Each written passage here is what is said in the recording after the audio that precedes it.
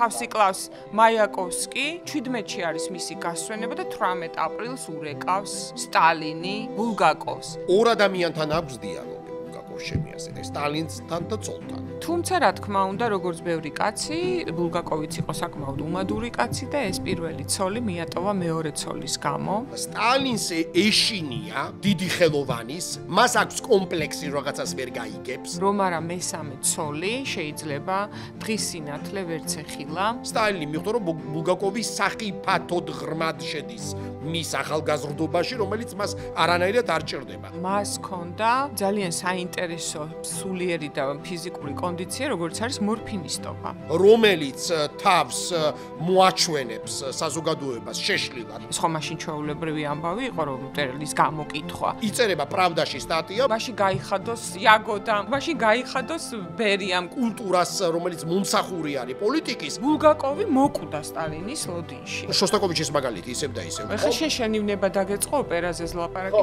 იმიტომ რომ მისტიკური ძალა აქვს. მე აღარ გამიკვირდება არაფერი, რაც არ უნდა მოხდეს ზოგადად წარსულში, აწყოში, მომავალში. ოღონდ სატანა, რომელიც სამართლიანია. მან დაიბადა ოსტატი და მარგარიტო. მარგარიტას ფრენა მოსკოვის თავზე სრულად უნიკალური ეპიზოდებია. სატანამ თავის საქმე გააკეთა და აღარ არის საჭირო.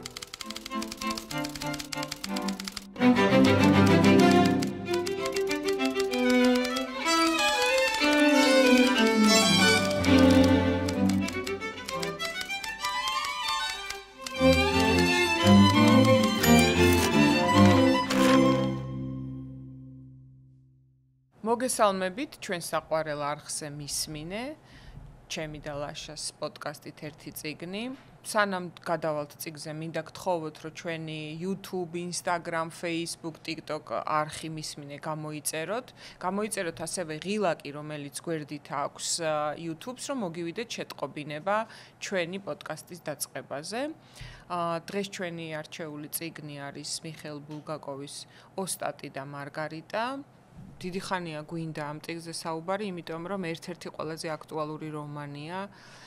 თუმცა ამ რომანზე ლაპარაკი იმ კონტექსტისა და მწერლის ბიოგრაფიის ცოდნის გარეშე არ გამოვა, რომელმაც ოსტატი და მარგარიტა დაგვიტოვა საყვარელ წიგნად, სხვა შორის აქაც ძალიან სასაცილო რაღაც მოხდა, ისევე როგორც კაფკას შემთხვევაში, რომ ერთ-ერთი ყველაზე წესით არა პოპულარული ტექსტი გახდა თითქმის ყველა საყვარელი წიგნი და ეს არის აუხსნელი მიზეზი ხოლმე ზოგჯერ რატომ არის, რომ აი საყვარელი წიგნი ძალიან ბევრი ამბობს, რომ ეს არის ოსტატი და მარგარიტა. მიუხედავად იმისა, რომ ეს იყო რაღაცა შეიძლება ითქვას ბულგაკოვის პირადი ჩანაწერები, მას არ ჰქონდა დამთავრებული წიგნის ფორმა, რომ არა მესამე ცოლი შეიძლება დღის სინათლე ვერც ეხილა. და ზოგადად ძალიან პოპულარული გახდა ლამის 60 წლის მერე, ხო? აი ესე რომ უკვე ძალიან ისეთი კითხვა დაიწყეს, გამოცემა, ბევრნაირი გამოცემა არსებობს. ცოლი ვახსენე, ვინ შეინახა ნაწერები, ერთგვარი მაქს ბროდი ის აღმოჩნდა ბულგაკოვისთვის, ხო? ელენა ბულგაკოვა. და რადგან ცოლი ვახსენე, უნდა ვახსენოთ სამივე ცოლი, რომელიც უკავშირდება ბულგაკოვის სხვადასხვა პერიოდებს ცხოვრების და რატომ არის ბულგაკოვზე წიგნიც არის სხვა შორის მიხეილ ანთაძემ თარგმნა ბულგაკოვით ცოლები ჩვენთვის ქართულადაც არის გამოცემული, რადგან ეს არ არის მხოლოდ ქალები და მუზები მის ცხოვრებაში, ეს არის საეტაპო ცოლები, ასე ვთქვათ, პირველი ფაზა ცხოვრების, მეორე და მესამე. პირველი ცოლი როცა მოიყვანა, მას ჰქონდა მაშინ ძალიან საინტერესო სულიერი და ფიზიკური კონდიცია, როგორც არის მორფინისტობა. ეს მოხდა პირველი ცოლის პერიოდში და როგორ დაემართა ეს როგორ გახდა მორფინისტი. მოკლედ, ბულგაკოვი, მსგავსად სელინისა, ჩეხოვისა, იყო ექიმი. ფრონტზე პირველი მსოფლიო ომის დროს მუშაობის დროს, როდესაც აკეთებდა უამრავ ოპერაციას, ცოლი იხსენებს, ერთი ფეხი ეჭირა, მეორე საჭრი და რაღაც საშინელი მდგომარეობებია გამოვლილი აი ამ ოპერაციების, კეთების, ამპუტაციების და ასევე ავადმყოფი ბავშვების მოვლის და მკურნალობის. მაშინ აცრა იყო არაპოპულარული და ზოგიერთი რაღაცისაც არც არსებობდა საერთოდ და ამიტომ პატარა ბავშვები ძალიან ხშირად უბრალოდ იხოცებოდნენ ამ დიფტერიით და სხვადასხვა ინფექციური დაავადებებით და ერთ-ერთი ასეთი აი ბავშვთან ამ კურნალობის დროს რაღაცა მიხვდა რომ თვითონაც გადაედო ეს დიფტერია და გადაწყვიტა რომ პოსტფაქტუმ გაეკეთებინა რაღაც პრევენციული მეთოდებით ემკურნალა და პლუს იკეთებდა მორფს, იმიტომ რომ ჰქონდა საშინელი ტკივილები. მორფსზე მაშინ ესეთი ინფორმაცია რომ ამან იცის საშინელი დამოკიდებულების და ადიქციის გაჩენა არ არსებობდა, მაგრამ რა თქმა უნდა გაუჩნდა, იმიტომ რომ აქვს მორფს ეს ადიქცია და ბოლოს უკვე ისეთ მდგომარეობაში იყო, რომ აი ცოლიც დარბოდა მთელ ქალაქში და ეძებდა აი ამ რაღაც დოზას, რომელიც მისთვის უნდა გაეკეთებინა, თუმცა მოხდა სასწაული, რომელიც ხდება ძალიან ცოტა ადამიანის ცხოვრებაში, რომ მან თავი დაანება და ამბობენ, რომ თავის დანებებაში ჩართული იყო მისი მეუღლე და ექიმი, რომლებიც აი ამ მორფს აზავებდნენ წყლით. გამომდინარე იქიდან რომ ხა ბულგაკოვი თვითონ ექიმი იყო, ასე ბოლომდე ვერ მოატყუებდნენ რომ პლაცებოთი, მაგრამ ეტყობა დოზას აზავებდნენ იმგვარად, რომ ფიზიკური დამოკიდებულება მორფის მიმართ ბულგაკოვს სრულად განიკურნა. ასეთი რაღაცები ხდება იშვიათად, მაგრამ ბულგაკოვი ამის კარგი მაგალითია. და ამიტომ რომა პირველი ცოლი ალბათ ვერაფრის დაწერას ვერც მოახერხებდა და მწერალიც ვერ გახდებოდა. რადგან ძალიან გაუჭირდებოდა ასეთი ნარკოდამოკიდებულების მქონე ადამიანს ტექსტის წერა. თუმცა რა თქმა უნდა, როგორც ბევრი კაცი, ბულგაკოვიც იყო საკმაოდ უმადური კაცი და ეს პირველი ცოლი მიატოვა მეორე ცოლის გამო და დაუტოვა ფრაზა თავის ცოლს, რომ მე შენს გამო ღმერთი აუცილებლად დამსჯის. და მეორე ცოლი იყო ცოლი, რომელმაც გააცნო ვიღაცები მოსკოვის ინტელიგენციის პირველ ქმართან ერთად რომ სტამბულში იყო ემიგრაციის დროს სტამბულზე უყვებოდა ძალიან ბევრს და საჩანს ბულგაკოვის ნიჭიერება. სტამბულს ისე აღწერს, რომ იქ საერთოდ დამყოფიც არ არის იქაურ ამბებს და ზოგადად შეეძლო სხვისი მოყოლილით რაღაცების რეკონსტრუქცია და ძალიან ბევრი რაღაცის მონათხრობით გადატანა ფურცელზე. და ამ დროსაც მან შექმნა ძალიან ბევრი ისეთი ნაწარმოები, რომელიც დაგვრჩა თქვა ჩვენ დღეს მისი ადრეული შემოქმედების ხანიდან და მე რა თქმა უნდა როგორც წესი და რიგია, ასევე მეორე ცოლსაც უღალა და მესამესთან და ამბობენ, რომ მესამე არის ზუსტად ჩვენი წიგნის ერთ-ერთი მთავარი გმირის პროტოტიპი მარგარიტასი. თუმცა მე ვთვლი, რომ მარგარიტას აქვს პირველი ცოლის თვისებებიც და მეორე ცოლის თვისებებიც. ზოგადად ეს არის ბულგაკოვის ქალების ჰიბრიდი, მე ასე მგონია, თუმცა რა თქმა უნდა ის მარგარიტას კონცეფცია, რომ მან ეშმაკთან დადო ხელშეკრულება მწერლის გადასარჩენად არის მესამე ცოლის ილიანა სერგეევნას ბულგაკოვას და ქმრის ფაქტორიც, ქმრისგან წამოსვლა ქმრისგან წამოსვლა კი, რა თქმა უნდა, ქმარი და მისი ორი შვილი, მართლა ყავდა ქმარი და ორი შვილი ამ ქალს, ხო, მარგარიტას პროტოტიპს. ესეთ პრობლემური იყო შემდეგ ამ ოჯახის გაყოფა, რომელი შვილი ვისთან იქნებოდა და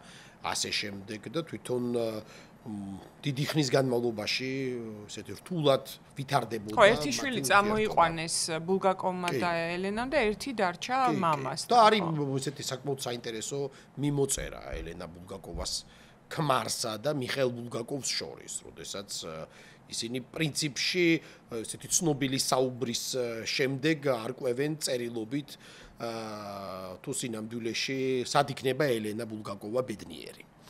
და ეს დიალოგი და ბულგაკოვისთვის დიალოგი ძალიან მნიშვნელოვანია და საუბარი და ერთ-ერთი მნიშვნელოვანი საუბარი და საუბრები ფატალური შეიძლება ასე ითქვას არის სტალინთან, რომლის აჩრდილიც და ჩრდილიც ადგას ბულგაკოვს მთელი ცხოვრების ასე ვთქვათ მანძილზე და განსაკუთრებით მისი სიცოცხლის ბოლო წლებში და განსაკუთრებით კი მისი აჩრდილი, ანუ სტალინის აჩრდილი ლივლივებს თუ არსებობს ოსტატი და მარგარიტას ტექსტის მიღმა და ამავდროულად მუდმივი დიალოგი აქვს რაღაცა ორ ამ სუბსტანციას შორის არის, რა კეცოლი ახსენე. და მე ესე ვიტყოდი და შემდეგ როდესაც უფრო ღრმად შევალთ ამ ტექსტში, ორ ადამიანთან აქვს დიალოგი ბულგაკოვს ჩემი აზრით, სტალინთან და ცოლთან, ელენა ბულგაკოვასთან და იოსებ სტალინთან. და ორივე შემთხვევაში გარკვეულ ერთი მხრივ სტალინის მიმართ ისე ნევროტულ ობსესიასთან აქვს საქმე, აკრიატებასთან, სტალინთან ცნობილი მისი საუბრის შემდეგ, სატელეფონო საუბრის შემდეგ, ანუ ესეც სოლისგან ვიცით, ესეც სოლისგან ვიცით და ხო, და ნუ სხვებია სხვათა შორის, იმიტომ რომ ძალიან დრამატული იყო. სტალინმა უთხრა საბედისწერო ფრაზა, რომ ჩვენ ერთმანეთს უნდა შევხვდეთ. და ასე დაუკიდა ტელეფონი. და ამ მოლოდინში იყო რომ ისინი ერთმანეთს მანამდე რა უთხრა, ესეც მოუყვეთ რა. ხო. მანამდე უთხრა რომ და ისტორიაც მოუყვეთ. ხო, ისტორიაც მოუყვეთ.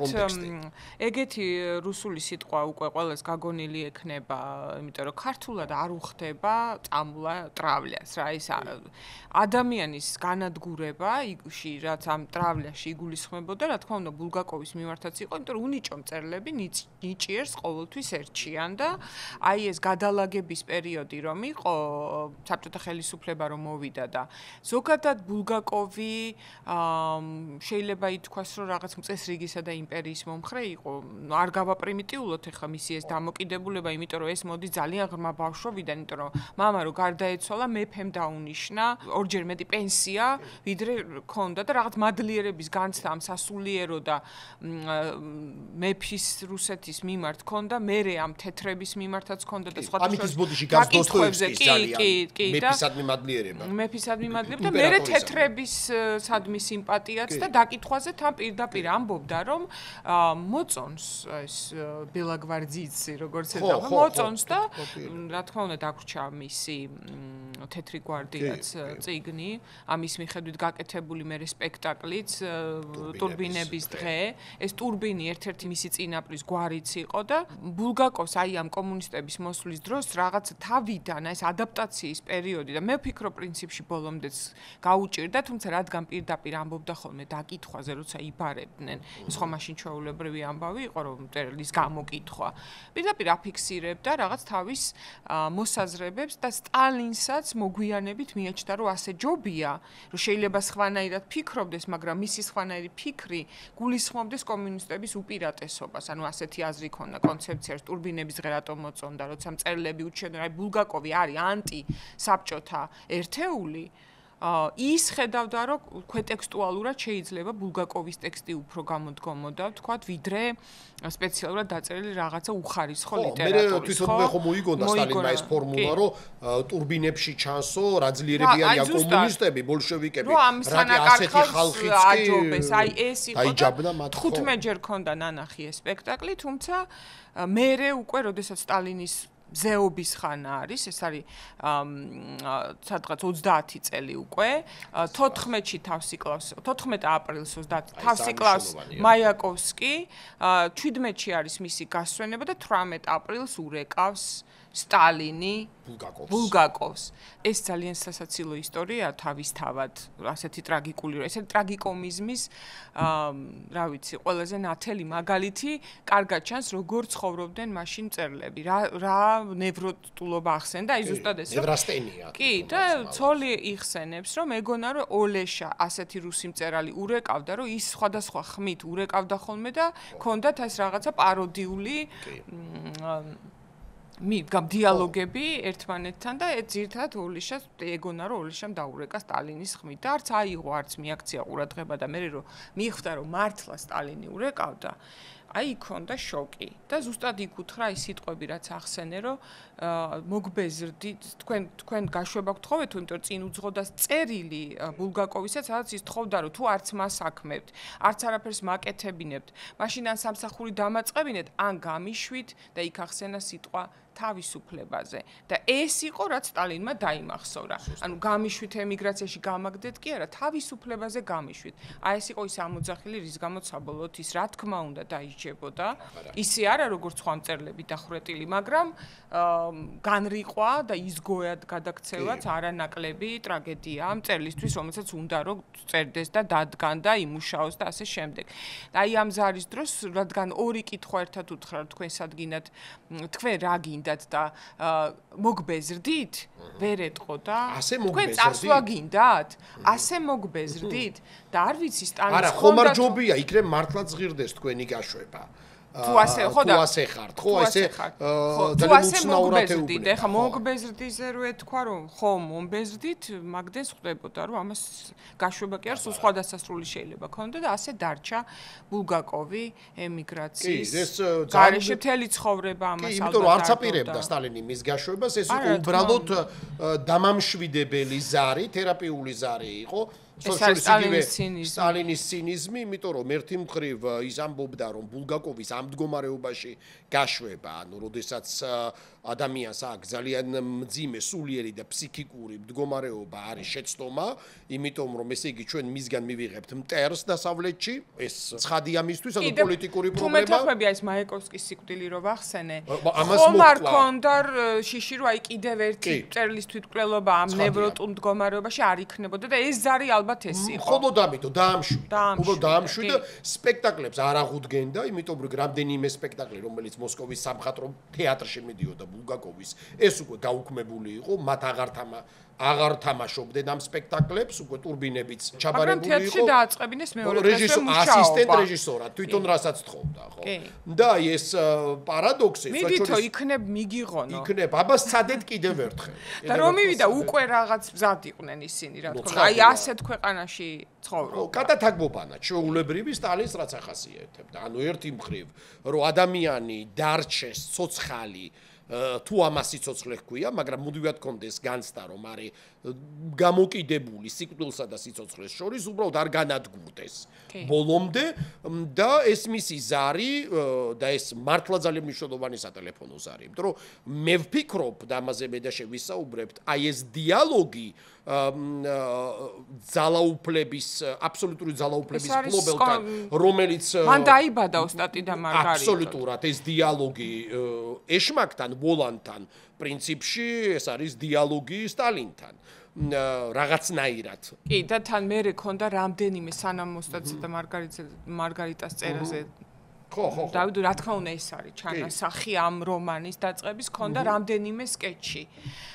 მე საერთოდ ძალიან მინდა აქვე მადლობა გითხრა საჯაროდ, რომ აი სარნოვის 4 ტომი, რომელიც თავის დროზე გამომიგზავნე, ეს იყო ჩემი შემზადება, რომ ზოგადად დეგრადაცია, ცინიზმი, ტოტალიტარიზმი, აი ფაქტიურად ქრონოლოგია მე აღარ გამიკვირდება არაფერი, რაც არ უნდა მოხდეს ზოგადად წარსულში, აწყვოში, მომავალში, იმდენად თვალსაჩინო დოკუმენტაცია. მოდი ვახსენოთ ჩვენი მაყურებლების სარნოვის, სტალინი და მწერლები. სტალინი და მწერლები. ბენედიქტ სარნოვის 4 ტომეულია, რომელიც ძალიან საინტერესოა. და მათ შორის ერთი თავი არის ზუსტად ბულგაკოვის. სწორედ აგახწერს აი ამ სატელეფონო ზარს. ელენა ბულგაკოვას რემარკას ქართული აქცენტი გაისმა ტელეფონის ხმაში, ხო? ამით მიხვდა რომ არ არის. ხო, რა თქმა უნდა. ქართული აქცენტი. და მე არის კიდევ რამდენიმე აქ მაქვს ამოკითხული, როგორ პაროდიებს აკეთებდა სტალინმა რო დაურეკა და ფეხშიშველი რო წაიყვანეს. რატომ არ გაცვიათ ფეხსაცმელი? კარგი, კი, და მოდი მაშინ გაიხადოს იაგოდამ, გაიხადა დიდი აქ, მაშინ გაიხადოს ბერიამ, გაიხადა პატარა აქვს და აი ესე ძლივს რაღაც ჩააცვეს. მეორე იყო კიდე რომ სტანისლავსკიმ დადგას თქვენი სპექტაკლი, სტანისლავსკი მოკვდა. მოკვდა, მაშინ და ყველა რეჟისორი ჩამოწვა პაროდიები ქონდა აი ამაზე. და თან ცოტა ბულგაკოვს ქონდა რაღაცა შინაგანი უშიშრობა ამას თუ ადამიანს არ აქვს აი ეს რაღაც ოპორტუნისტული მარცვალი, კარგად განვითარებული, ის ვერასდროს ვერ ხვდება რისი მოყოლა შეიძლება და რისი არა მეგობრებთან. ქუჩაში ცოტა ყოველთვის ქონდა ეს პრობლემა, რომ ზღვარზე დადიოდა აი დახვრეტის კარიბჭესთან ცეირნობდა მუდმივად, იმიტომ რომ ძალიან ბევრის უფლებას აძლევდა იმ გადასახედიდან თავს.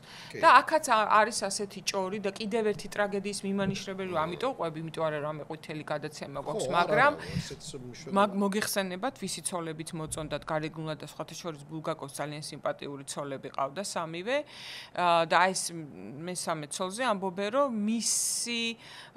მისი ინტიმური დამოკიდებულება აი ამ NKVD-ს ხალხთან შეიძლება ყოფილიყო იმის მიზეზი, რომ ბულგაკოვს და აქაც ჩვენ ხედავთ პარალელს მარგარიტასა და ვოლანდის შეთანხმებას შორის.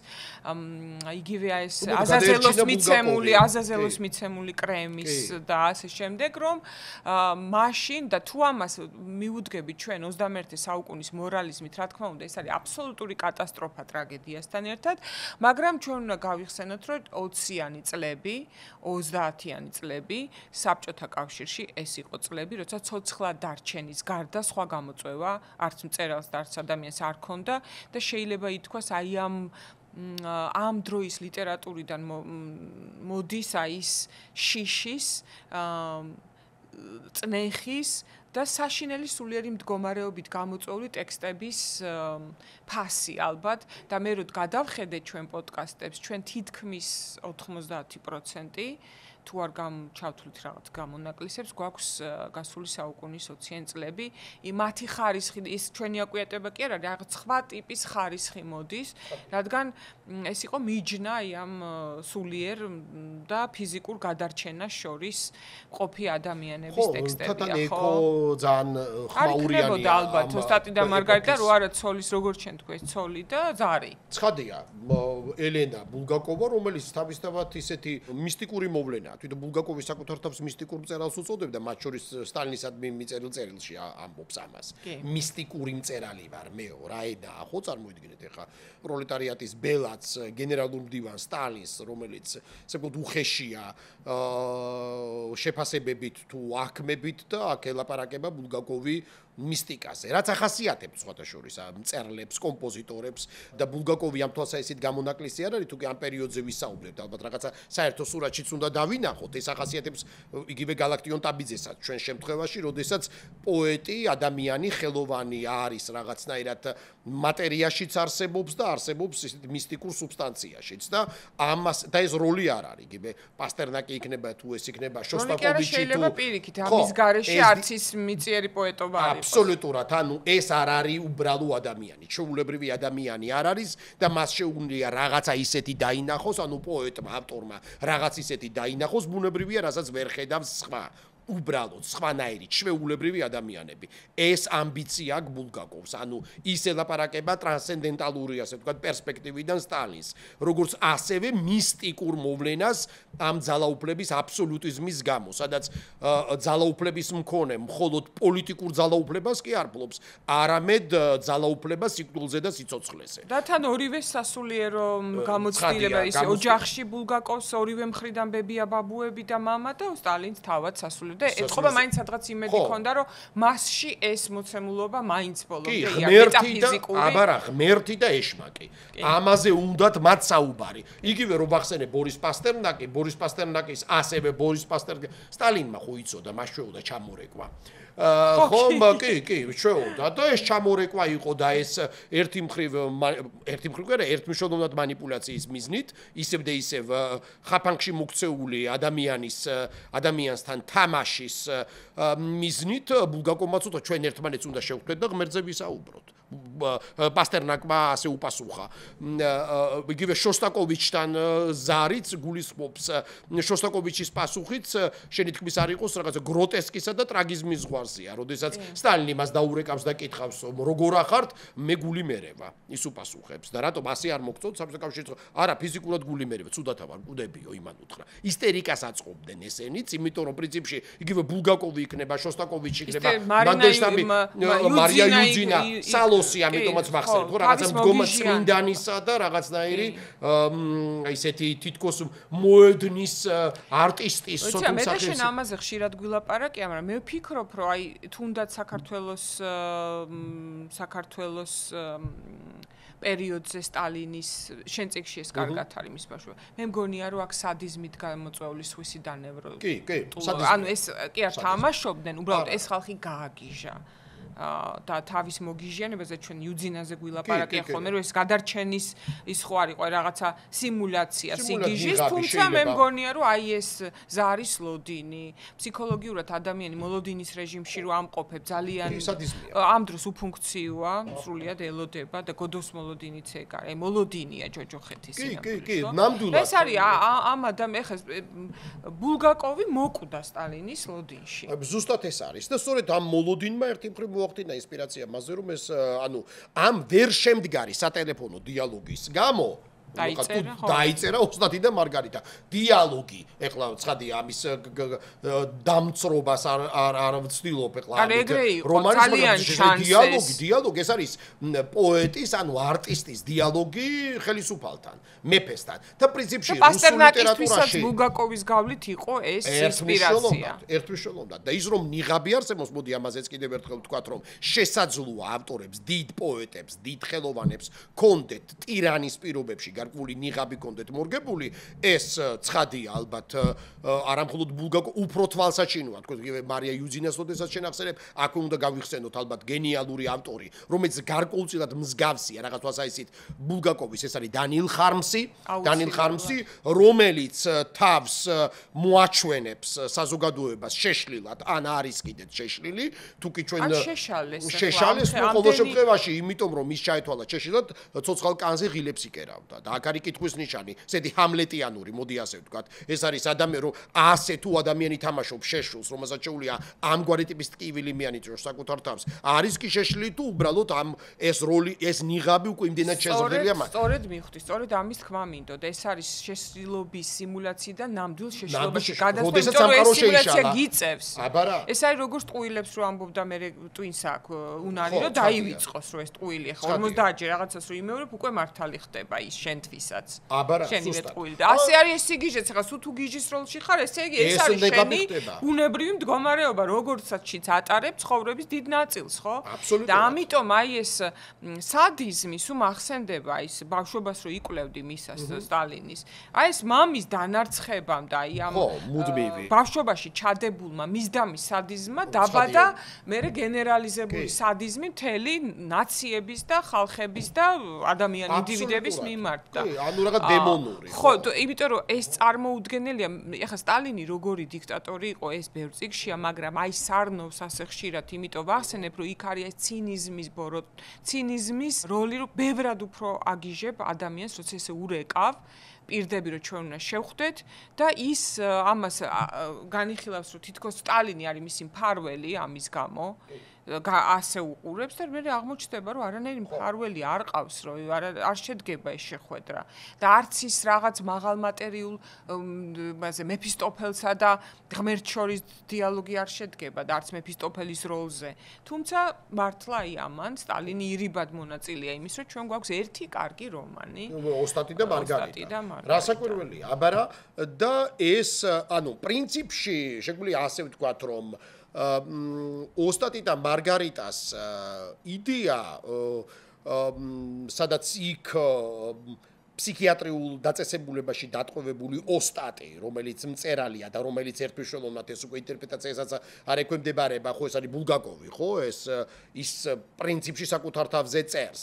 ეს არის რაღაცნაირი მისი მცდელობა დიალოგის, სწორედ აი ამ მისტიკურ და არაემქვეყნიურ ძალებთან ვოლანდისა და მისი ამალის სახით, მაგრამ მთავარი იდეა არ ვიცი დამეთახმები თუ არა, მაგრამ მე მგონი ჩვენ ამაზე ვთანხმდებით, მთავარი ამბავი ოსტატი და მარგარიტასი არის ის, რომ ოსტატი, ანუ ბულგაკოვი, ასე შეგვიძლია ვთქვათ, ოსტატი მიუხვდა ვოლანდს იმ მთავარ, ასე ვთქვათ, საბედისწერო ფორმულაში, როდესაც ყველა დამნაშავეა.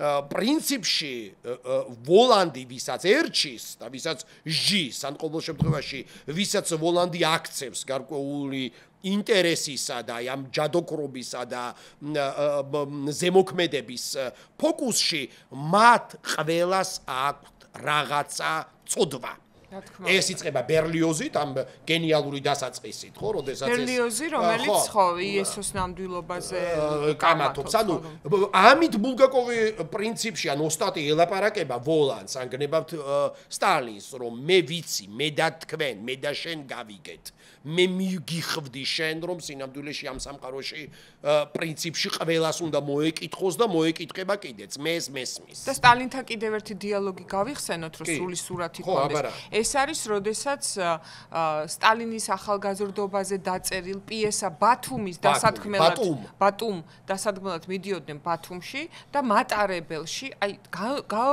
ენით აღუწერელი და გაუგონარ სტრესში უწევდათ ადამიანს ყოფნა. კიდევ დიდხანს სიცოცხლეს ჩემი აზრით, იმიტომ რომ მატარებელში გზაზე ავიდნენ და უთხრეს, რომ ეს პიესა არ დაიდგმება, ესეც რაღაც აი ბოლო მომენტში, ხო, იმიტომ რომ ეს იყო სტალინის ახალგაზრდობის შესახებ უნდა დაეწერა ბულგაკოვს. კი, და სტალინს არ უყვარდა თავის ახალგაზრდობაზე საუბარი. აი იგივე ლაშას წიგნი მაგალითად, რო ყოფილიყო ის წლები, არას გამორიცხულია, რომ ეს გამოცემულიყო, ან ვინმეს ეკვლია და ძალიან საინტერესოა, რომ ქართველი და რუსი მწერლების და არა მარტო ქართველის და რუსის მწერლების მთელი ბიოგრაფია, ბედი და რეკონსტრუქცია თუ გინდა ლუბიანკაზე უნდა ჩავსხდეთ ერთი მომდენო 100 წლით და იქ არის ყველაფერი, რაც აი სრული რეკონსტრუქციისთვის ჭირდება. სწორედ ამიტომ ჯერ კიდევ ცოცხალი კგბ ცდილობს აი ამასთან პირდაპირ და ბოლომდე საფუძვლიანი შეხება არ კონდეს კვლევარს, ხო? აბსოლუტურად. და აი რომ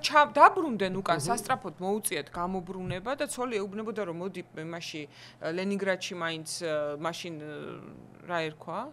პეტრე ესა ლენინგრადი უკვე ხო ლენინგრადი ერქვა. ლენინგრადში მაინც წავიდეთ იქ და სახლში რო შევიდა თქვა რომ არის მკვდრის სუნი, რაღაც სუნი დგას აი ამ მკვდრის და დაბრმავდა თითქმის.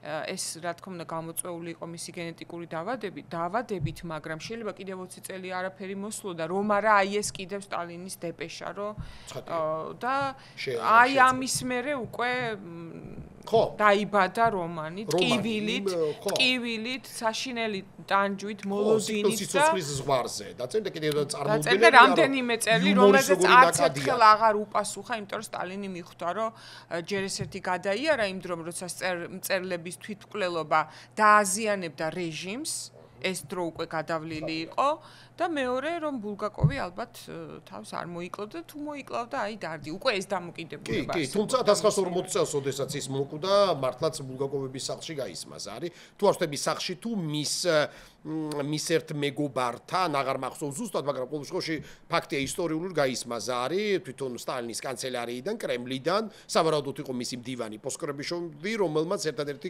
შეკითხვა დასვა. მართალია რომ მწერალი ბულგაკოვი მოკვდა? მართალია და დაკიდა ყურმელი. ანუ სტალინს აინტერესებდა.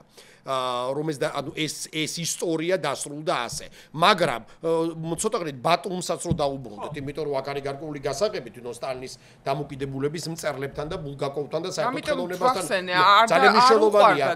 არ უყვარდა, იმიტომ რომ მით უმეტეს კარგი მწერალი, ამას აკეთებდა კარგად, პროფესიულად. მისი ტერორისტული წარსულის კვლევა. აბსოლუტურად და ფსიქოლოგიური. და ეს იყო ცოტა ფორმალური სინამდვილეში გაღიზიანება, რომ ლადო კეცხოველის, ანუ ეს სტალინის ახალგაზრდობის დროინდელი თანამებრძოლის, ასე ვთქვათ, სახე არ იყო თვითონ თვალსაჩინოდ გამოკვეთილი და აბელ ენუქიძეს გვარი და სახელის ტივტივდება და ასე შემდეგ და ასე შემდეგ, მაგრამ ყოველ შემთხვევაში სტალინი მიხვდა, რომ ბულგაკოვის სახი ფათოდ ღრმად შედის მის ახალგაზრდობაში, რომელიც მას არანაირად არ ჭირდება. და ესეც უცნაურობა, ანუ სტალინი ხო ამბივალენტური მოვლენაა, ერთი მხრივ და საკრალიზება საკუთარი პერსონის, არა, მაგრამ არა მისი პერსონის დეკონსტრუქცია. ეს არაფერი ხო, იმიტომ რომ იქ მაგალითად ეპიზოდები აქვს ბულგაკოვს, სადაც სტალინის სწორედაც სტალინი ფსიქოლოგიური ტიპაჟია და არა რაღაცა კულტი.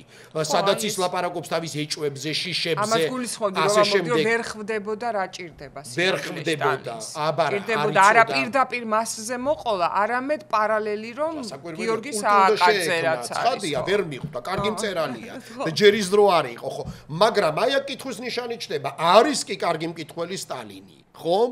იმიტომ რომ სტალინმა ნამდვილად იცის ამოცნობა პოლიტიკური თვალსაჩინით მისთვის რა არის სახიფათო, მისი კულტისათვის და მისი მნიშვნელობისათვის, მაგრამ მეორე მხრივ ეს ამბივალენტურობა ის გრძნობს, აშკარად ის გრძნობს რაღაც თვალსაჩინით ეს ხელოვნება რამდენად არის დიდი, ძლიერი, შთამბეჭდავი და ასე შემდეგ. იმიტომ რომ იგივე თუნდაც ტურბინები რო ახსენე, ხო? ეხლა ტურბინის შემსრულებელს გვარი დამავის და მსახიობს ეუბნებოდა კიდეს რომ თქვენი ულვაშები მესიზმრებაო. აი სტალინის რეპლიკა, კომპლიმენტი ისტორიულია. ხო, ანუ იმდენჯერ აქ ნანახი. ხო, ამბობენ რომ 15ჯერ კი არა, შემცირებულია კიდეც რიცხვი. იმდენჯერ მოდიოდა ზოგჯერ შუა სპექტაკლში და სხვადასხვა. ეს მას ემართება. იგივე თუნდაც შოსტაკოვიჩი ვახსენე ხა. ცნობილი ისტორია, რომელმაც მე ვფიქრობ რაღაცნაირად დააკომპლექსა კიდეც სტალინი და ამას მოხდა სერიოზული რეაქცია მათ შორის იმათგან, ვინც ბულგაკოვსაც ფარველობდა, იგივე გორკი და სხვები, რომელიც შეიძლება გორკი საერთოდ მოაწამლენა კიდეც კაცმა არის. მანამდე შვილი კი დაუხვრიტა. თუმცა გორკიმ ეს არ იცოდა. რაღაცა ისეთ გალიაში იყო ოქროს, რომელსაც საერთოდ ვერ იგებდა რა ხდებოდა გარშემო. თუმცა თავიდან უნდა გაეგო და იგებდა კიდეც. მოკლედ, თქვა იგივე შოსტაკოვიჩის ოპერას, ოდესაც სტალინი დაესწრო, ლედი მაკბეტი მცენსკის მაზრიდან, რომელიც ლესკოვის ცნობილი მოთხრობის მიხედვით არის, სადაც ჩემი აზრით არ ვიცი, არა თუ ჩემი აზრით არა, საერთოდ მსმენელების და მუსიკის კულტურისათვის ალბათ არის მე-20 საუკუნის ერთ-ერთი უნიშნულოვანესი მუსიკალური ნაწარმოებები, თუ არა ესეთი კლასიკური სტილის, ოპერის ჟანრის დასასრულიცა და რაღაც ახლის დასაწყისიც, სადაც სტალინი უბრალოდ მეორე მოქმედებდა გამოვარდა, იმიტომ რომ ეს მას უბრალოდ განცდა ქონდა, რომ ეს არის შეურაცხყოფა, იმიტომ რომ მართლაც ოპერა არის უაღრესად ეპატაჟური, პორნოგრაფიულია ოპერა, პირდაპირ ასე ვთქვათ, და თავისი ასპექტები და მუსიკალური და იწერება ეს ძალიან ცნობილი ისტორია. მოგახსენება ჩვენმა მაყურებელმაც დაწურებულა ძალიან ბევრმა კარგად იცის ეს ამბავი, მაგრამ აქ ჩანს ფსიქოლოგია სტალინის. იწერება პრავდაში სტატია ბუნდოვანება მუსიკის მაგიერ, სადაც ის პრინციპში ამხელს ნებისმიერ მცდელობას ხელოვანისას, რომ თუ კი ისინი გადაუხვევენ აი სოციალისტურ იდეოლოგიზირებულ მკაცრ ხაზს, როგორც ხედავს სტალინი კულტურას, როგორც ხედავს კულტურას, რომელიც მომსახური არის პოლიტიკის, მაშინ ასეთი ხელოვნება ვერც იარსებებს და ვერც იარსებებს ამის ასეთი ხელოვნების შექმნელი ავტორიც. მაგრამ საინტერესო ისაა, რომ ამ სტატიის შემდეგ, ანუ ის აკნინებს შოსტაკოვის, ის ლანძღავს საშინელი სიტყვები და საერთოდ სტალინი არ იხებდა უკან, როდესაც მტრად ამოიღებდა, ასე ვთქვათ, სამიზნეთ მწერალს, იგივე ზოშჩენკოს, რომელიც ასევე გაანადგურა ფაქტობრივად, ეხლა ფიზიკურად ცოცხალი დარჩა რაღაც დრომდე, მაგრამ შემდეგ ასევე შიმშილითა და სულ მარგინალიაში მოკვდა, ლიტერატურის ნაბიჯვარი უწოდა. კი ბულგაკოვის მიმართაც არის შორებს ეპითეტებს და ასე შემდეგ და ასე შემდეგ. მაგრამ აი აქ, როდესაც შოსტაკოვიჩზე ის წერს, რომ ეს არის ხელოვნება არ არის და ასე შემდეგ და შემდეგ პრინციპში ათწლეულების განმავლობაში ეს ოპერა იგრძნობა, ამას რეაქცია მოხდა. ჯერ კიდევ არსებული, იმიტომ რომ ეს 30-იანი წლების დასაწყისი. რეაქცია მოხდა მათ შორის გორკისგან, რომელიც ვახსენე და ბევრისგან. ხო, ეს ჯერ კიდევ რეაქცია. მან არის ეს ვიღაცა, ვინც დაწერა, ეს ძალიან საინტერესოა, რომ პრავდის ამ სტატიის ბოლოს ხელმოწერა არ არის. ანუ ეს არის სტატია, მაგრამ ამის უკან შესაძლოა სტალინია, მაგრამ შესაძლოა არც. ამიტომ რა კი გვარი არ არის, შეიძლება იმ ვიღაცა ანონიმის კრიტიკა. გქოს რომ მას არაფერი არ ესმის. უბირია. ბევრი სწორედ უკვე ქართული პერსპექტივიდან მიიჩნევს, რომ ქართული დეკადის დღეებიც რაღაცნაირად მოხვა მასზე, სტალინზე, ამ ზეწოლოს, ესეთი მოსკოვის ეგრეთ წოდებული ინტელიგენციისგან. აი ეს კულტურული ფონი მაქვს. ეს ფონი მაქვს, აქედან მოვედი და შემდეგ თუმცა ეს შეიძლება სპეკულაციის საგანი იყოს. ან არც, რომ აი ილია ჭავჭავაძის იუბილე, აი რუსთაველის ვეფხისტყაოსის თარგმანი, აი ქართული იგივე დეკადების დღე და მუსიკა და ასე შემდეგ და ასე შემდეგ. რაღაცა თავისი სტალინის კომპლექსი პუშკინის საპირწონეთაც უნდა თავის ქართული თავისი რასაკვირველი. ამიტომ ძალიან საინტერესო, ამიტომ მას მუდმივად თან ეშინია პრინციპში. რაღაც პერიოდში absolუტურად სწორად ახსენე, დასაწყის პერიოდში, ვიდრე სტალინი უკვე ჩააბეტონებს თავის ასე ვთქვათ ტირანიას, ტერორისტულ ტირანიას, ის პერიოდი სჭირდება.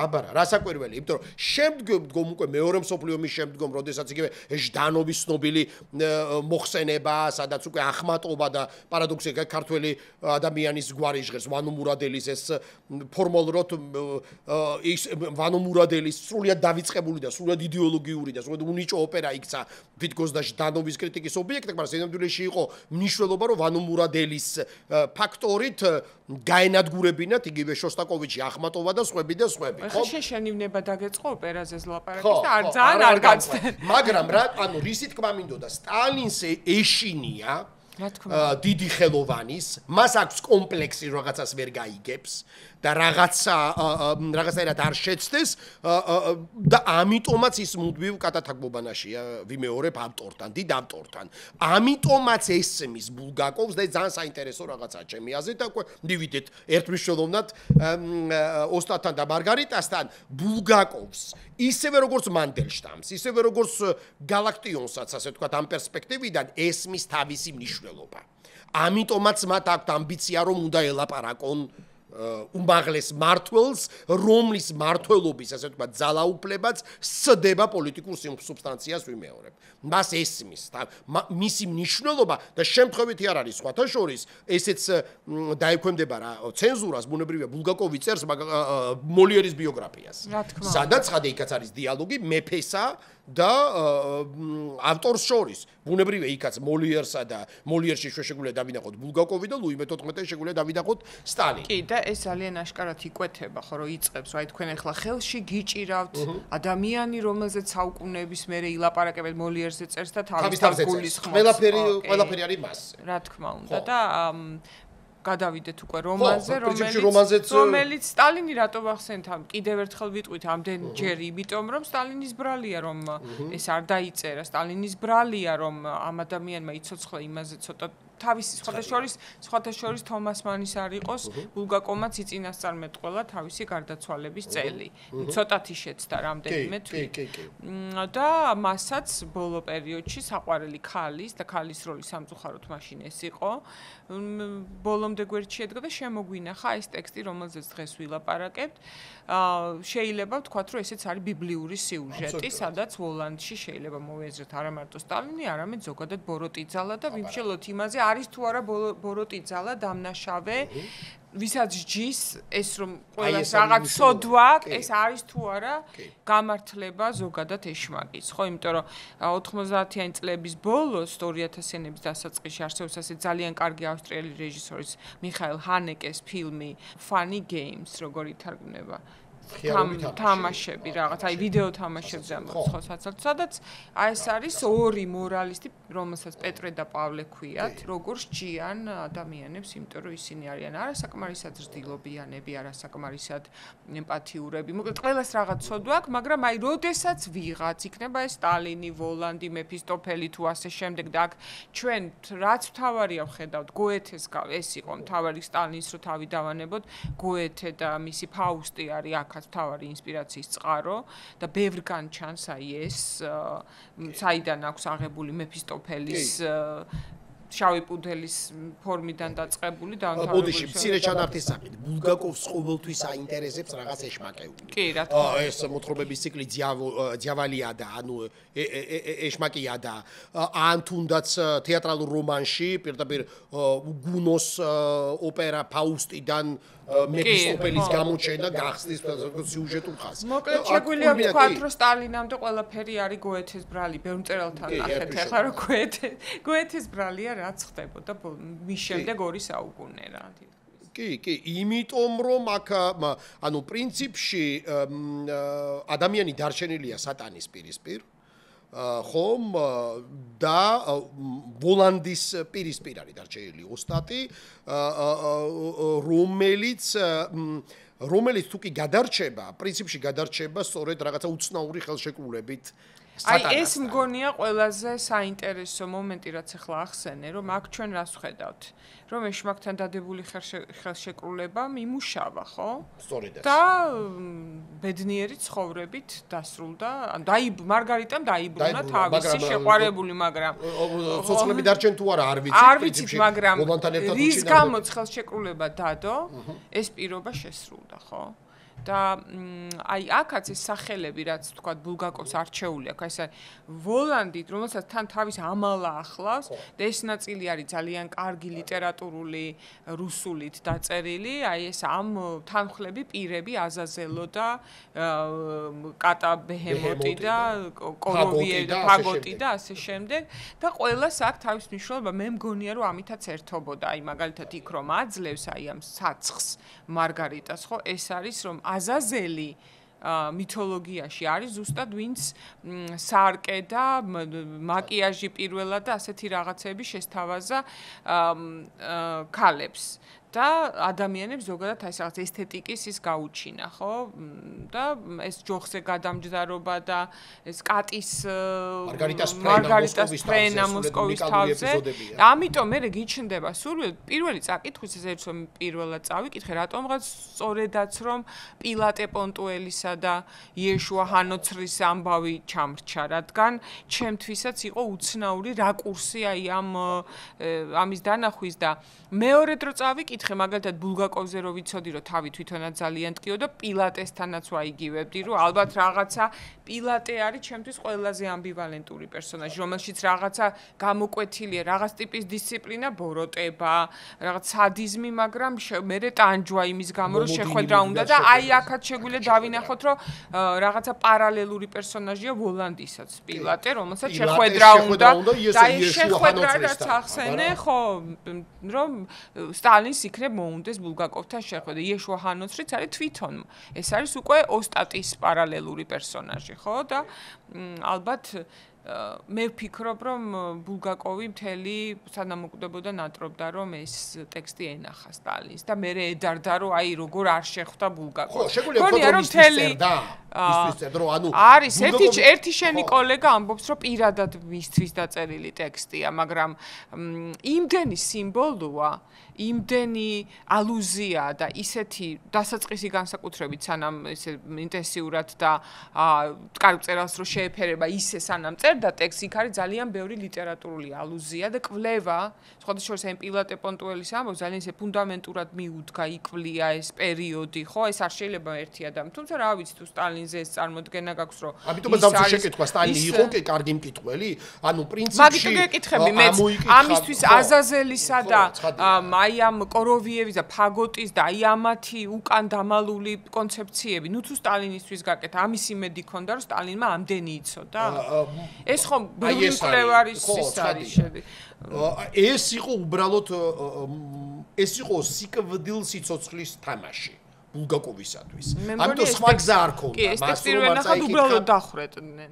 ხო, ცხადია, მაგრამ თუ კი ის ფიქრობდა, რომ ეს ამის ამოკითხვა, ამ ყველაფრის ამოკითხვა და ამ დიალოგში ჩაბმა შეუულია მასთან სტალინს, ცხადია ეს იყო, ამიტომაც თქვი დასაწყისში რაღაც კორული აკვიატება იმ იდეით ბულგაკოვისგან, მაგრამ აი საქმეც ეს არის, რომ მხოლოდ ბულგაკოვის აკვიატება არ არის ეს. ეს ახასიათებს სხვებსაც, აი ამ პერიოდში და ამ ეპოქაში. კარგი სადისტების ის არის ეს მანიპულაცია.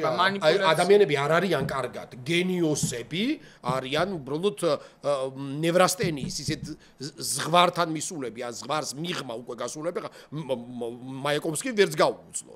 იგი როგორც ესენინმა და სხვებმა და სხვებმა.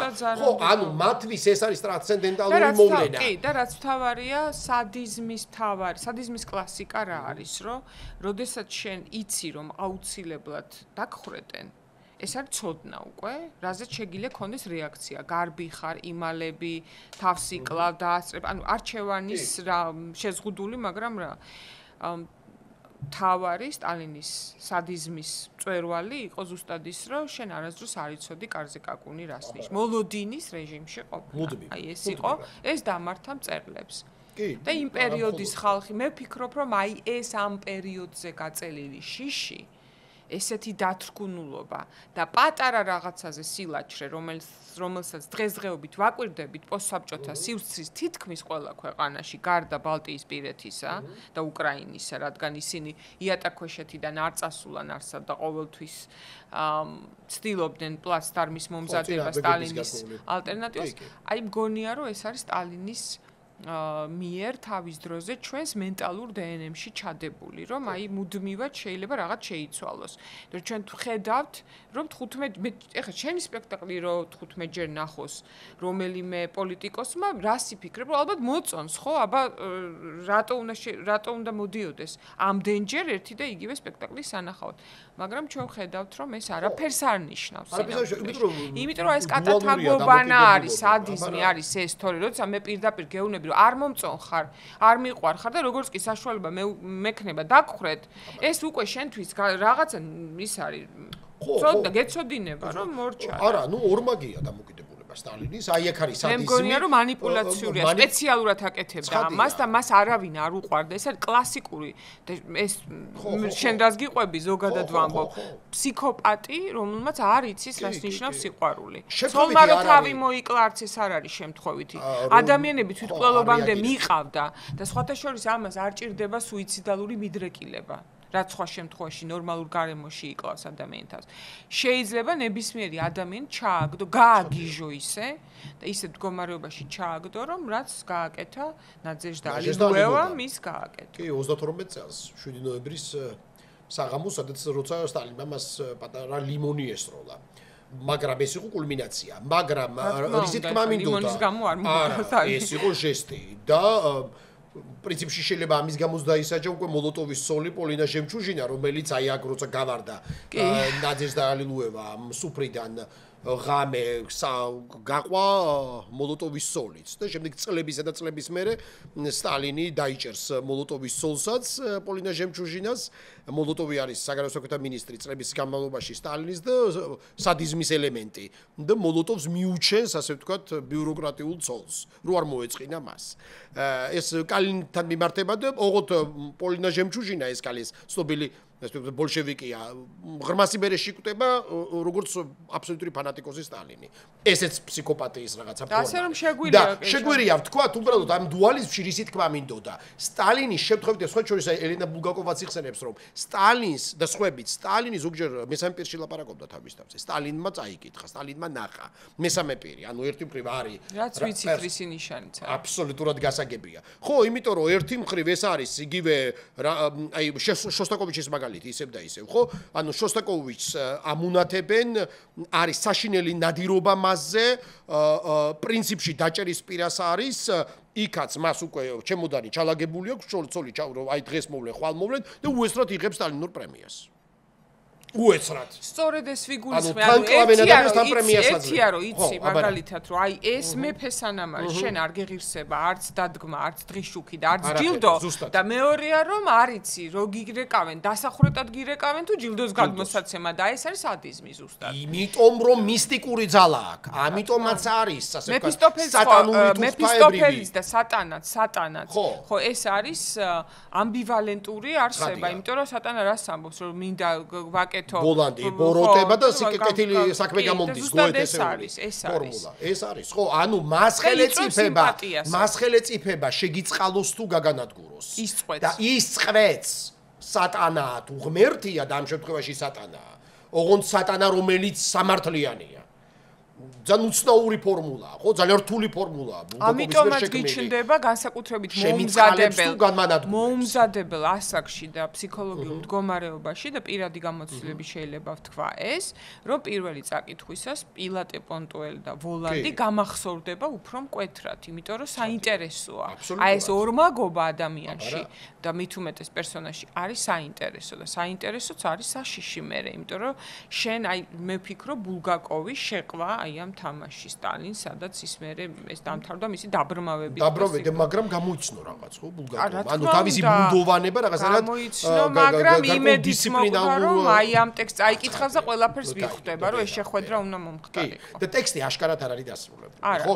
ამიტომაც ახლა ნებისმიერი, ხო, მე და შევრი გვისაუბრე, პირველი ნაწილი მოსკოვის ეპიზოდები არის სულად გენიალური და დასრულებულია. და უფრო მერე რაღაც გარკვეულ ბუნდოვანებას იღებს, ნუ პრინციპში ის არის, აი რაღაც მოსმენას რო იწყებ და ბოლოს უკვე ააჩქარებ. და ეს ხელნაწერები, რომლებიც არ იწვის და ხელნაწერები რო არ იწვის, სწორედ ოსტატის ფრაზაა, ხო? ეს ცნობილი სიტყვები ამ რომანიდან ელენა ბულგაკოვას მიერ არის შენახული და სადღაც და ერთი პერიოდი ხო დაწვა თავის რაღაცეები ბულგაკოვმა ნაწილი და მე ეს და ბოლოს უკვე რაღაც ბოდვები რო ქონდა ეჩვენებოდა კიდე უბნებოდა რომ წაიღე და სხვაგან შეინახეს რაღაც ტახტში ქონდა ჩადებული ხალხი წაიღო და ესეც ატყუებდა ვითომ გაიტანა სადღაც და სადუნა წაიღო სადუნა შეგენა და სოჭუის ელენა ბულგაკოვაც აი 60-იან წლებში როდესაც უკვე არის ეგრეთ წოდებული დათბობა ხრუშჩოვის პერიოდში აი ეს ამონაბეჭდი იყო მხოლოდ რჩეულთათვის განკუთული როდესაც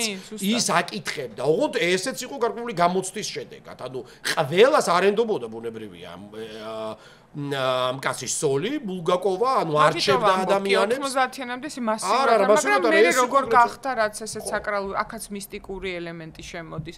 უცებ ეს ტექსტი გახდა რაღაც პირუ ჩარტებში რო აკეთებენ ხოლმე, რომელი წიგნი გიყვარს პირველ და ის ასახელებენ რომ ოსტატი და მარგარიტა. ხო, იმიტომ რომ ხო, თავისთავად ეს იმიტომ რომ ეს არ არის ქალაქი და მისტიკურობა ძალიან მნიშვნელოვანია ურბანულ გარემოში. საერთოდ კულტი იყო ის მოსკოვის ის მისამართი, სადაც მონადი ცხოვრობ, ხო? აი აქ პატრიარქო.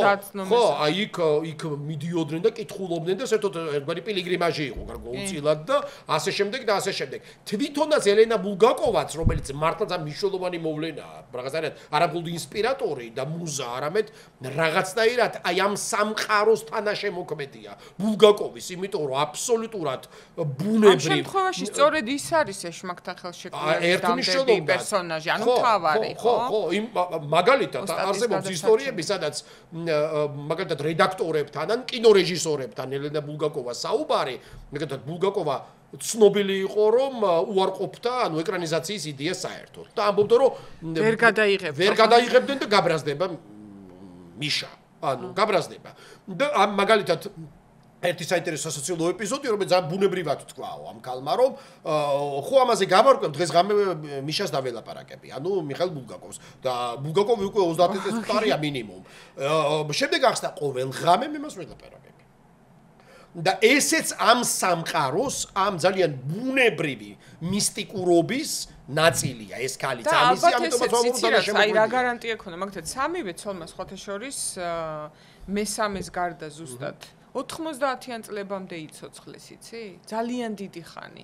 და მათგან შემორჩენილი არის რაღაც ინფორმაცია, რომელთაც აი ამ ბულგაკოვის ის და ეს ამაშიც რაღაც მისტიკა ალბათ ეს ტექსტი არ უნდა დაკარგულიყო, თორე 40-იან წლებში ხადავ მე ომის დროს შეიძლება თვითონ ცოლიც მომკვდარიყო, ისეთი დრო იყო, არ იყო გარანტი ეხლა რომ საბჭოთა დანგრევამდე და 20 წელამდე იცოცხლებდა, ხო, რომელიმე და. ნუ არიან ტექსტებს ხო თავის იმფარველი ანგელოზები ყავთ, და მიუხედავად იმისა რომ მაგალითად პირველ ცოლს რო დაპირდა მოგიძღვნი ტექსტსო და მე მეორე ცოლის სახელი რა თქვა მთხოვაო და იმას მიუძღვენიო მაგრამ აი მიუხედავად ამისა არც ერთი ცოლი არ იხსენებს მას ცუდად არც ერთი ყოველთვის მის დამი დამოკიდებულება არის ძალიან საინტერესო რომ სიკვდილის მერე ყველამ ჩათვალა რომ ეს იყო ძალიან კარგი კაცი როგორც რა თქმა უნდა არ ყოფილა როგორც კაცი ახლა ერთ ცოლს რო დაპირდები ტექსტის მიწვას და მე ხედავს რომ გამოცემისას უკვე სხვა ქალთან არის მიწვი ძალიან ძიმე მაგრამ ნუ აი ეს მესამე ცოლის არ გაბრაზება არის ჩვენი ტექსტისთვის ძალიან მნიშვნელოვანი იმიტომ რომ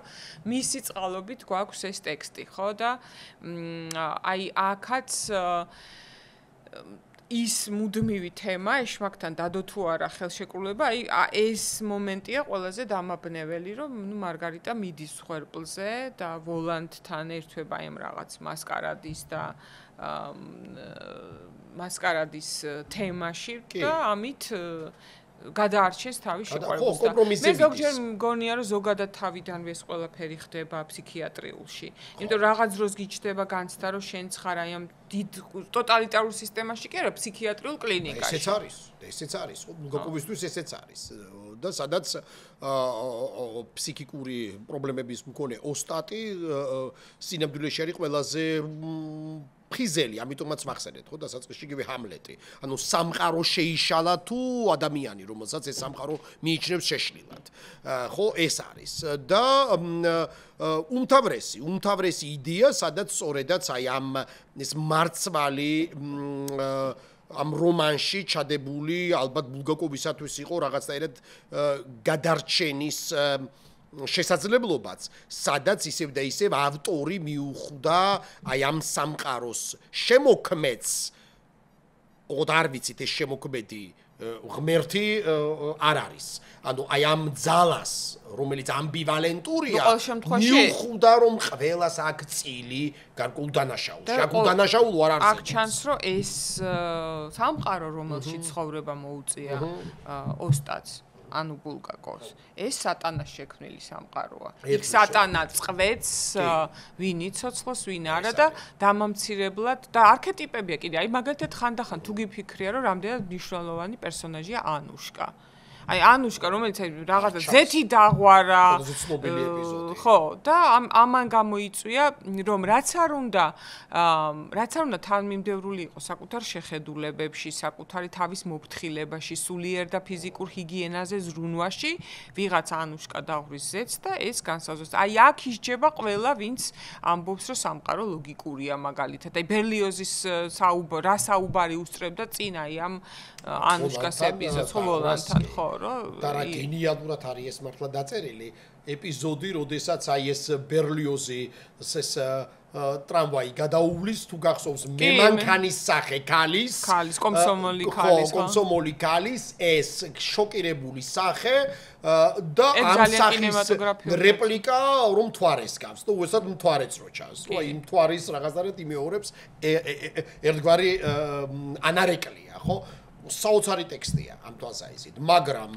და კიდევ საოცარი პერსონაჟი მაგალითად დამსმენის ალოიზი რო ყავს ოსტატს, ესეც ძალიან მნიშვნელოვანია ბულგაკოვის ბიოგრაფიიდან არის, რომ ვიღაცებთან რო ლაპარაკობდა ალბათ მათ ეგონათ რომ იქ ხო ეს რაღაც დავერბოვკებული ხალხი ხო ბევრი იყო და ეს არის ეს ადამიანი რომელსაც სულ აქებ და გონია რომ რა კარგი თვისებები აქვს როგორი მოწესრიგებულია როგორი დისციპლინებული ის არის ზუსტად ვინც წერს ამ დანოსებს აი ის არის ვიზეც გიკვირს რომ რა კარგია იყო რა სალმიანი როგორი კარგი მეზობელი და ის არის მე რომ ცოლი მოკლა დანოსი დაწერა რაღაცა ისეთი გააკეთა რასაც არ ელოდი და ეს ტიპიური უკვდავის არქეტიპული სახე ადამიანისა, რომელიც სინამდვილეში ფასადური რაღაც ღირებულებების ქონია და ერთი სული აქვს, როდის ჩაკლავს ნიჭიერებას, შემოქმედებას და თავისუფლებას, რაც მთავარია. თავისუფლების აი ამ მეორე ხარისხოვან პერსონაჟებზეც კი დგას ამ რომანის მთავარი ეს კონცეფცია, ამიტომ ცოტა მენანება ასე აღქვა, რომ მხოლოდ სტალინს. რასაკვირველია, მრავალგვარი. და ძას ესეთი სათუთი ეპიზოდიც არის, ბოლოს თვითონ ბულგაკოვის წუხილი, თუ რომ მართლა უდავის სახე შექმნა კატა ბეჰემოტის სახე. და შავი კატები, ბუნებრივია, რომელიც ისტორიულად და კულტურულად რატომღაც მიჩნეულები არიან. თარსებად, თვითონ ბულგაკოვის წუხს ამაზე და ძალიან სასაცილო ეპიზოდია, რომ კატებზე დაიწყეს, შემდეგ კატების დაჭერა დაიწყესო, ხო? და ძალიან ვთქვათ, ნუ მიიჩნევთ, რომ ყველა შავი კატა ეს ძალიან მშვიდობიანი არსებები, რაიმენაირად არიან წილნაღარები ბოროტ ძალასთან, ხო? ესეც საინტერესოა თავის დამაცხადე. აქაც რეპლიკა და პრინციპში როგორც ალბათ ბევრი ავტორი, მათ შორის ბულგაკოვიც ხშირად იმეორებს. თუ არ იმეორებს, ყოველ შემთხვევაში აგრძელებს თავისეთ თემებს, რომლებიც მისთვის სათუთია და საინტერესოა. და იგივე ძაღლის გულიდან გვახსოვს ეს ეპიზოდი, როდესაც შარიკოვი უაზროდ დაძდებს კატებს. და ვერ ხვდებიან, იმიტომ რომ როდესაც უკვე ჩეკაში იწყებს ეს მუშაობას, რატო აქვს ასეთი გამძაფრებული სურვილი, რომ მაინც კატები დაიჭიროს შარიკოვმა, იმიტომ რომ შარიკოვი ძაღლია. ხო. ასე რომ და კიდევ ერთი ძალიან საინტერესო ასპექტი და ალბათ უკვე დასასრულისკენაც უნდა წავიდეთ, რომ მიუხედავად აი ამ სიკვდილსიცოცხლის გასაყარზე ყოფნისა ბულგაკოვის გამოუგნებელია მისი ენერგია თუ როგორი დიდი პოტენცია აქვს იუმორის და მხიარულების, იმიტომ რომ ეს თან ძალიან სასაცილო რომანია. და მიუხედავად იმისა, რომ ეს ადამიანი პრინციპში არის განსაკუთრებით ის ეპიზოდები, სადაც ეს ვოლანდის აბსოლუტურად კატა ბეჰემოტი და ეს ფაგოტი და ეს ამიტომაც ახთეს მატარებელში სცენები და ხო ეს ყვითელი ფეხსაცმელები თვითონ ნაბოკოვი რაშვეში ბულგაკოვს აი უკვე დავიხან ბულგაკოვსაცვე მე ილფიდა პეტროვი იყენებს ამაგერო და აი მან ხვდები რომ ცოტა აი ამ სატირისა და რაც შენახსენე იუმორის გამო ცოტა ხანი გადავიხედავდი იმ სამყაროში 20-30-იან წლების კიევი, მოსკოვი, თბილისი, აი ეს ძალიან საინტერესო ეპოქა და იყო მოლოდინი რომ ეს იქნება ეკლესიისგან გათავისუფლებისა და თავისუფალი ქცევის ფაზა და შევიდნენ 1000-ჯერ უარეს შეზღუდულობაში და მე ეს იუმორიც ვხედავთ რომ უკვე რაც ჩანს ოსტატსა და მარგარიტაში, აი ეს იუმორი ეს თავისუფლებს რაბლეს ტიპის თავისუფალი და რაღაც გროტესკული ტექსტიც ქრება ნელ-ნელა უკვე საბჭოთა ლიტერატურიდან და ხვდებით მხოლოდ ბრტყელ პათოსით სავსე, პათეტიკით სავსე პროპაგანდისტულ ტექსტებში შევდივართ. მცირე გამონაკლისების გარდა 70. ხო, იმიტომ რომ ვოლანდი და ოსტატი და მისი ამალა მოსკოვს დატოვებს ბოლოს. რა თქმა უნდა. და ცარიელია. გაუდაბნოებულია ეს სამყარო. ამასაც განჭვრեց ბულგაკოვი. სატანამ თავის საქმე გააკეთა და აღარ არის საჭირო. ასე რომ ძალიან დიდი წიგნია. დიდი წიგნია, ასევე ძალიან მუზარდობიდან საინტერესოა. მიახდეს ძალიან დიდი შტაბეშტილება. კი, შეგვიძლია ჩვენ დავადასტუროთ. უბრალოდ ისევე როგორც სხვა ტექსტების შემთხვევაში, ქვეტექსტებს, გადაძახილს და სხვასთან დიალოგს ამას უკვე ზრდასრულობაში პოულობ და ჩვენი პოდკასტი ცოტა გამოდის, რომ ბავშვობაში წაკითხული წიგნების გადაკითხვის პოდკასტი გვაქვს, მაგრამ მართლა დიდ სიამოვნებას მიიღებთ, აღმოაჩენთ რა პარალელებს დღევანდელ სამყაროსთანაც და ალბათ ყველა კარგ ტექსტს, იმიტომაც შეინახა ამდენი ხანი, დრო ინახავს სინამდვილეში ტექსტს და ეს რუკაპის ინიგარიათ პირველ რიგში აუხდა თავად ბულგაკოვს თავის ტექსტი. მის შექმნა ეს ფორმულა ნახეთ როგორი წინასწარმეტყველური შეიძლება იყოს ტექსტი, რომელიც იყო მასშტაბის დროზე იმ პერიოდის დიალოგის ცდელობა სისტემასთან და პირად სატანასთან, ასე ვთქვათ. სატანა შეიძლება მოსკოვიდან წასულა, მაგრამ დედამიწისგან და არცად არ წასულა და ასე რა. ამიტომაც არის ამ ტექსტებს ასევე რაღაცა შემზარავი აქვს. და ადამიანის თავარი ფსიქოლოგიური გამოწვევა არის მის მომხიბლელობას არ წამოეგოს, მის იმ ნაწილს, რომელსაც შეყავ ხარ манипуляციურ თამაშებში. გემშვიდობებით დღეს, დიდი მადლობა რომ გვიყურებთ, გამოიწერეთ ჩვენი არხი, დაგვალაიქეთ, გამოგყვევით და მოგწერეთ თქვენი სურვილების შესახებ, რომელ წიგნზე ისურვებდით საუბარს. ნახვამდის.